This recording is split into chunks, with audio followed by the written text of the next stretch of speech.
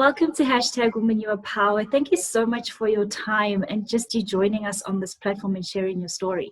I'm going to jump straight into question 1 for today and ask you, what do you perceive power to be as a woman?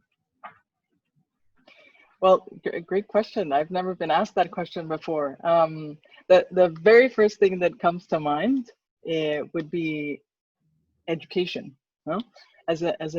But not only to get education, no, that women need to get education. I mean, as educators, no, I think that's a very powerful thing, and I've seen that in my experience. But I would definitely say education and being educators.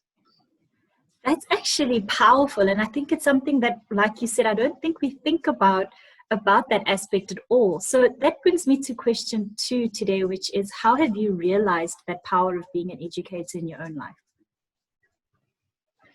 I think I realized it more professionally. That's where it first came, because we're all, I think, focused more on the professional side, and we tend to at first forget about our own selves. But we all know that it should be the other way around. No, first start from within, and then the rest comes.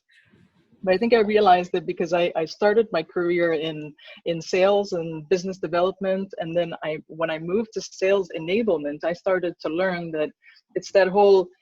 I'm not a salesperson. No, I don't do cold selling. I don't do well in that kind of environment, but I am an educator. So I like to figure out what it is that is needed, where, what needs to be learned, and come up with resources, demos, doing workshops, reading about things, collecting stuff from all over the place, and putting it all together with the audience in mind. No, so I think definitely that first came up, and I'm always trying to, I read a lot of books, different books, not only business books, and I think that the best way for me to actually learn something is to teach it, to be able to assimilate your ideas and teach it. So I do that with my friends. They're always bored. There goes Zineb again with her latest. Yeah, so I think that's that would be that. Yeah.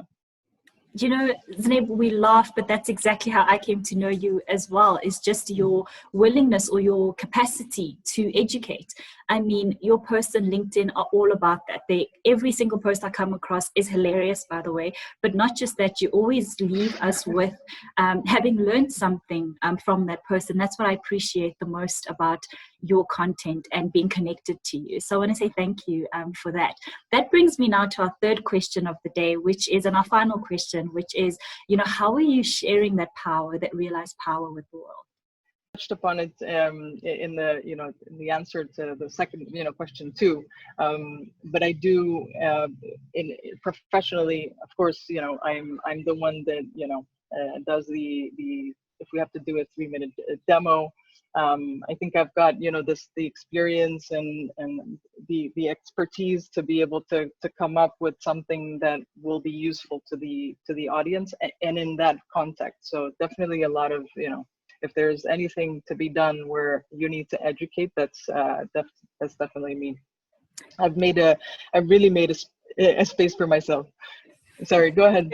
Definitely. No, I was just about to say that you've absolutely made a space for yourself in the role of educator, especially in your niche, and we appreciate you. I mean, the only thing I can say now, Zineb, is, woman, you are power.